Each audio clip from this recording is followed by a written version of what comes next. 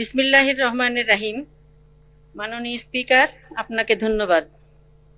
আমার নির্বাচনী এলাকা সিলেট ২-এর ২টি উপজেলার বিশ্বনাথ পৌরসভার উপর দিয়ে প্রবাহমান ভাসিয়া নদী আজ অস্তিত্ব সংকটে।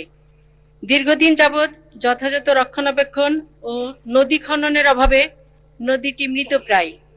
এছাড়াও নদীর পাড়ে গড়ে ওঠা অবৈধ স্থাপনা এবং শহরে নির্দিষ্ট কোনো বর্জ্য ফেলার জায়গা না থাকায় সমস্ত ময়লা নদীতে ফেলা হচ্ছে। ফলে নদীটি শুধু ভরাটি হচ্ছে না, বরং পচা ময়লার দুর্গন্ধে পুরো শহর এখন সাধারণ মানুষের বসবাসের অনুপযোগী হয়ে পড়েছে। বর্তমানে স্থানীয় প্রশাসনের চেষ্টায় নদী খনন প্রক্রিয়া ইতিমধ্যে অনুমোদিত হয়েছে এবং আমি প্রশাসনের সহযোগিতায় ইতিমধ্যেই 4টি অস্থায়ী ডাস্টবিন স্থাপন করতে পেরেছি। কিন্তু এই সমস্যা সমাধানের জন্য শহরকে পরিচ্ছন্ন রাখতে একটি স্থায়ী ডাম্পিং স্টেশন নির্মাণ অত্যন্ত জরুরি। এছাড়াও যে ময়লা রয়েছে সেটিকে শহরের বাইরে নিয়ে যাবার জন্য একটি ময়লা ফেলার গাড়ি প্রয়োজন।